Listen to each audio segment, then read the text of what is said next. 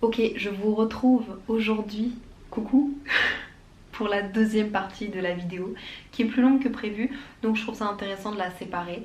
Juste pour vous dire, la partie 1 est déjà en ligne. Coucou, c'est Léa du montage. Juste pour vous dire, si vous n'avez pas vu la première partie de cette vidéo, vous risquez de ne rien comprendre. Je vous conseille vraiment de cliquer sur la première partie et de revenir juste après parce que cette partie est tout aussi intéressante. Le bilan de mes études à l'Université de Montréal. Chaque avis, chaque élève est considéré. J'ai fait énormément de mental breakdown, de la zoothérapie, passer un peu de temps avec des animaux à la bibliothèque par rapport au coût des études. Là, je vais faire la transition avec la partie vie étudiante. La vie étudiante côté université faite. Est-ce que c'est comme dans les séries américaines ? Je me suis posé cette question-là en faisant ma vidéo. Honnêtement, j'ai un peu envie de vous dire que oui. Vous me remettez dans l'Université de Montréal, là maintenant aujourd'hui, j'ai toujours ces yeux qui brillent d'admiration et de reconnaissance d'être allée et de faire toujours partie un peu de l'Université de Montréal. Ce grand bâtiment, ces grands escaliers, que certainement beaucoup de Québécois ou de Canadiens trouvent moches, mais personnellement, je trouve l'université magnifique. Je trouve que, je sais pas, oui, pour moi c'est un peu comme dans les films. Les casiers, j'ai pas eu de casier, mais j'aurais pu prendre un casier. Les soirées universitaires. Par exemple, pour parler de fêtes, la FAECUM, qui est l'association étudiante de l'UDM, organisait des soirées, mais incroyables, dans l'enceinte même de l'université. Par exemple, la soirée du deuxième étage, c'est une soirée, comme le dit, dans l'université, dans les bâtiments de l'université, sur la place de l'université. Le party du deuxième étage, c'était ça le nom, le party du deuxième étage. Tout le deuxième étage était transformé en boîte de nuit. Tout le deuxième étage. Et d'ailleurs pour la sécurité, il y a énormément de campagnes contre les agressions sexuelles, contre le harcèlement et on se sent vraiment en sécurité. Je vous jure que la première fois quand je suis rentrée dans cet univers avec tous les écrans, les énormes baffles, à l'enceinte même de l'université, dans les couloirs, pareil au HEC, je l'ai déjà fait au HEC, mais je me dis mais attends, demain matin 10h je suis en bibliothèque, c'est là que je vais... Tu montes les marches comme si t'allais en cours et en fait non, tu vas pas en cours, t'es en soirée. Je trouve encore une fois que j'ai pas assez profité de ces soirées là, mais comme dans les films, personnellement j'ai trouvé et ça fait partie de mes meilleurs souvenirs. Ça m'a permis aussi ces soirées là de faire des pre-drinks, donc de faire des before avec des gens de mon programme que je voyais pas spécialement en dehors de l'université et donc d'apprendre à les connaître parce qu'on s'entend qu'en soirée c'est un peu plus facile. Et pareil, pendant la fête, voir des gens « Ah putain, je t'ai vu en cours la semaine dernière » et ça... Il y a un truc hors université, hors compétition, juste... Voilà. En plus de ça, il y a vos assos étudiantes qui peuvent organiser des fêtes. Il y avait le bal de psycho, j'ai été une année, c'était super cool. Chaque jeudi aussi, très souvent, chaque jeudi en tout cas, à la fac d'architecture, j'allais là parce que Marion allait à la fac d'architecture, mais chaque jeudi, il y avait des 6 à 9. Donc ça, c'est des 4 à 7. Donc de 4h à 7h, soit des 6 à 9, de 6h à 9h. Et alors là, c'est alcool, musique, amis. C'est quelque chose qui est très nord-américain de faire des 4 à 9 et des 6 à 7. Et alors après, souvent vous partez dans le bar de votre université ou dans le bar de votre école et tout le monde se rejoint là-bas. C'est très nord-américain parce que même les bureaux font ça le jeudi, les 6 à 9 ou les 4 à 7. Et c'était cool. Ça fait partie de mes meilleurs souvenirs. Regardez quand j'en parle,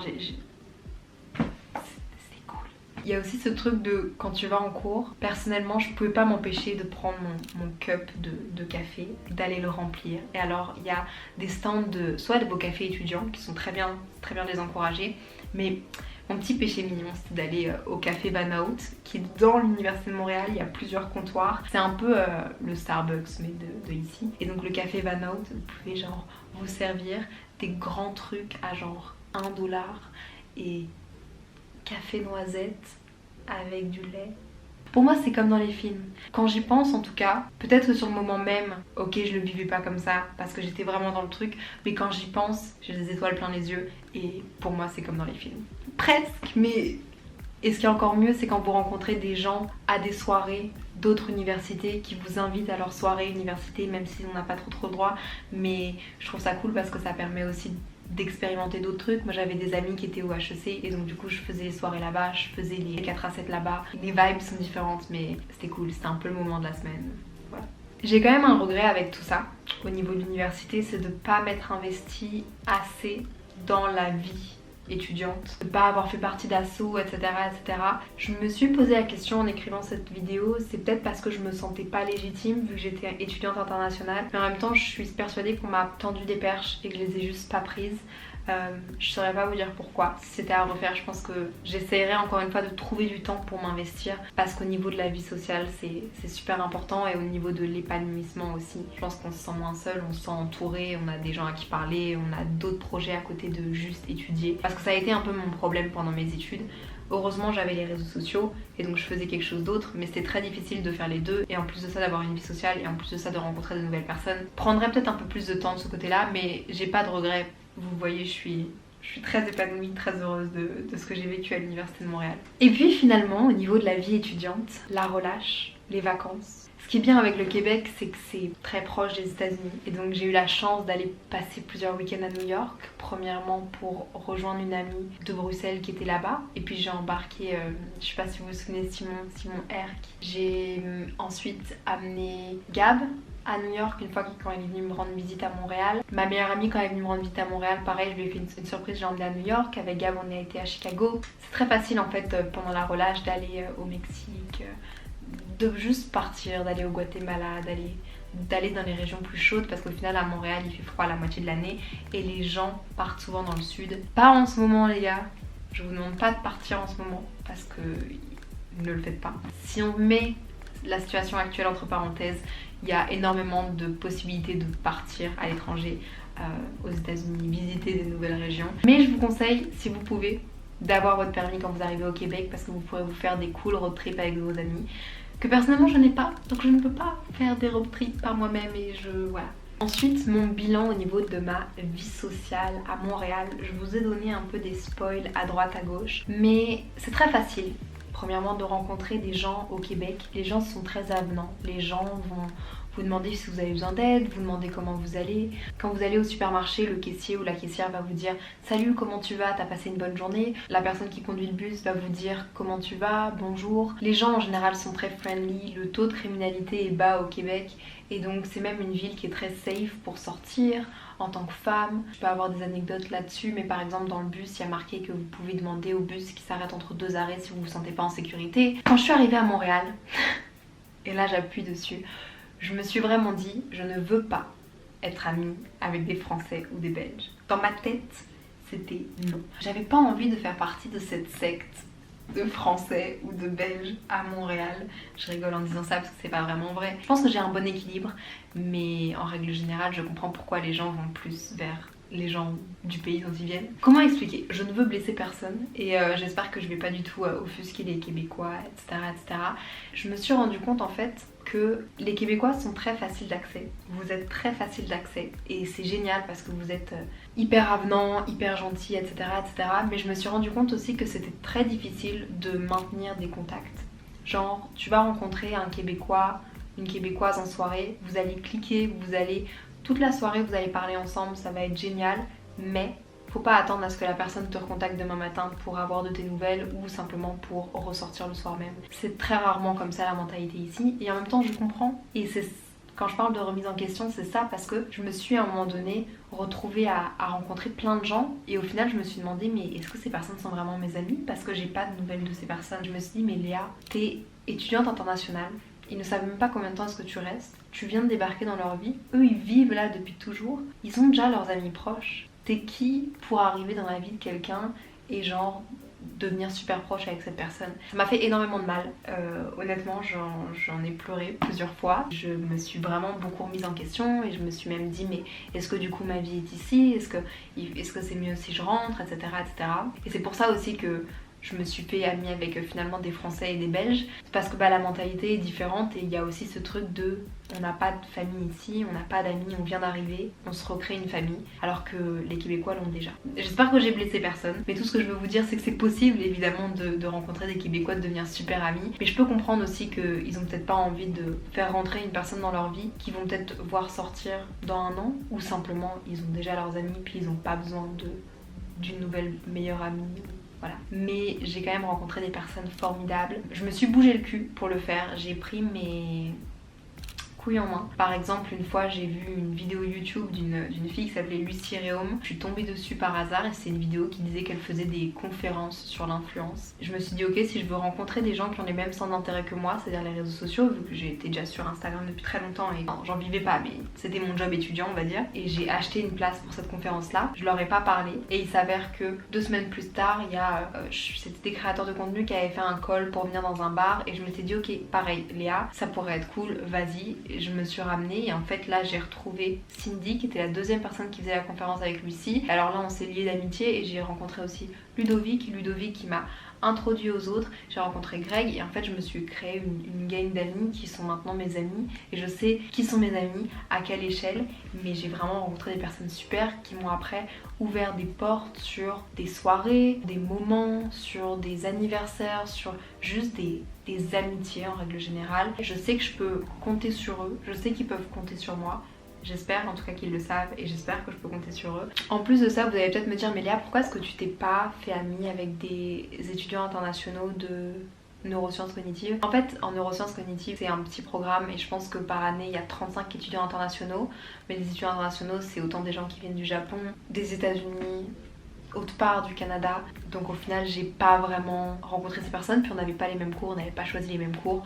Donc j'ai rencontré très peu de personnes qui n'étaient pas québécois dans mon programme. Comme j'ai dit auparavant, faites vos intégrations, ça va vous permettre de rencontrer des gens et de nouer un premier contact et de ne pas vous sentir seul quand vous arrivez. Si vous arrivez avec vos parents, lâchez-les le plus vite possible parce que ça, moi aussi, j'ai voulu profiter au max de mes parents et peut-être que si j'avais pas été autant accrochée à mes parents, peut-être que j'aurais plus directement eu les couilles d'aller dans les bars étudiants, d'aller dans les soirées étudiantes, de lire les groupes Facebook et d'y aller. À cette époque-là, j'avais pas les couilles, mais je vous promets que, erreur à ne pas reproduire 2 fois, si je re-rentre à l'université, j'irai à chacune des rencontres que les gens mettent sur les groupes Facebook. Vous êtes tous dans la même situation de toute manière et il y aura toujours quelqu'un pour vous parler et il y aura toujours quelqu'un pour vous accueillir et pour vous faire rencontrer une autre personne. Il y a un truc aussi super que j'ai pas mentionné mais qui est vraiment trop cool pour les nouveaux arrivants au Québec, que vous soyez étudiant ou même peu importe. Vous pouvez échanger avec d'autres nouveaux arrivants et peut-être vous prévoir d'aller boire un verre, d'aller boire un café, d'aller faire une balade, de découvrir un musée ensemble. Bon, je vous ai déjà dit que j'ai eu des petites difficultés à trouver une balance entre mes études et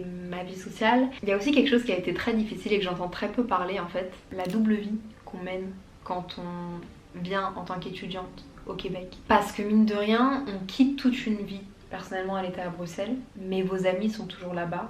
Vos parents sont toujours là-bas et c'est difficile de trouver un équilibre entre vivre dans le moment présent, étudier, se construire une vie sociale au Québec et en même temps toujours nourrir ces relations que vous avez dans votre ville d'origine. J'ai eu du mal au début avec ça, j'ai eu du mal à comprendre que j'allais perdre certaines personnes, que toutes les personnes de mon année, de mon bac, de mes 18 ans, toutes les personnes qui étaient invitées à mes 18 ans n'allaient pas rester mes amies. J'ai eu énormément de mal à admettre ça, mais je l'ai fait.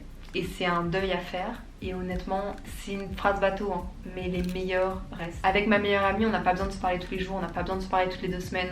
On sait qu'on est là si on a besoin l'une de l'autre. Avec mes amis proches, c'est pareil. Mes parents, c'est pareil. Je me suis beaucoup rapprochée de mes parents depuis que je suis partie. Ça, c'est une autre. Voilà. Ce qui est important, c'est toujours de trouver du temps pour sa famille, pour ses grands-parents, pour ses parents. Vous êtes leur vie, donc il faut vraiment pas les oublier. En fait, c'est important de mettre des priorités parce que c'est important de nourrir la relation que vous avez avec votre famille parce que honnêtement, vous êtes toute leur vie. Mais vos amis, ça sert à rien de les appeler 4 fois par jour en FaceTime. Enfin, c'est un mode de vie si vous voulez, mais ça va juste être difficile pour vous d'être ancré dans le moment présent. En fait, c'est difficile de vivre le moment présent et d'en même temps avoir la tête à moitié ailleurs. En tout cas, moi, c'est quelque chose que je peux pas faire. Je peux pas vivre quelque chose sur le moment présent, mais parler de quelque chose d'autre qui est à l'étranger. Genre, juste mettez des priorités, les meilleurs vont rester. Et ça vaut la peine de vivre le moment présent parce que c'est peut-être seulement 3 ans de votre vie. Un autre truc qui me vient à l'esprit comme ça, quand vous arrivez au Québec, s'il vous plaît, observez. Le truc qu'on fait en tant qu'internationaux, en tant qu'étrangers, qui arrivons à Montréal, c'est de comparer. Mais pourquoi est-ce que non,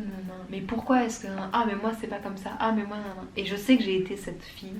J'espère pas trop parce que je pense que j'ai vite réalisé la chance que j'avais et surtout je me suis juste dit mais t'es chiante Léa. La facilité à comparer, faut arrêter de comparer avec sa ville d'origine, avec ses habitudes, avec ses... Arrêtons de comparer. Observez, regardez comment les gens font ici, comment ils agissent et adaptez-vous.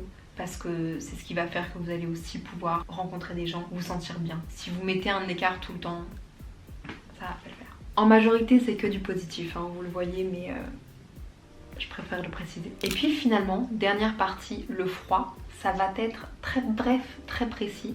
Le froid ne doit pas vous empêcher de venir ici au Québec. Premièrement, parce que vous allez être ébloui de la beauté des matins enneigés. Vous allez être ébloui par le soleil qui est incroyable. Sachez qu'il n'y a pas de mi-saison au Québec. Donc il n'y a pas vraiment de printemps, comme il n'y a pas vraiment d'automne. Oui, mais vous m'avez compris. Il y a un été et un hiver. Il fait très très chaud ou il fait très très froid. Les mi-saisons, on ne les connaît pas vraiment ici. Mais l'été, c'est incroyable. De mi-mai jusque mi-fin septembre, il fait chaud, tout le monde est dans les parcs, tout le monde fait des activités.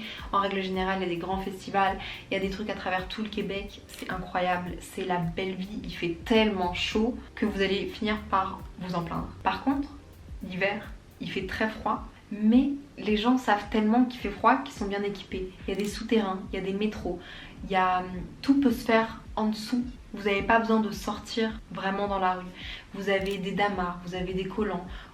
Vous ressentez pas le froid au final. Ok, s'il fait moins 45 un jour, vous allez peut-être le sentir. Ne sortez pas de chez vous. Ça doit pas vous empêcher parce que regardez mes vlogs, regardez mes IGTV, regardez mes photos Instagram.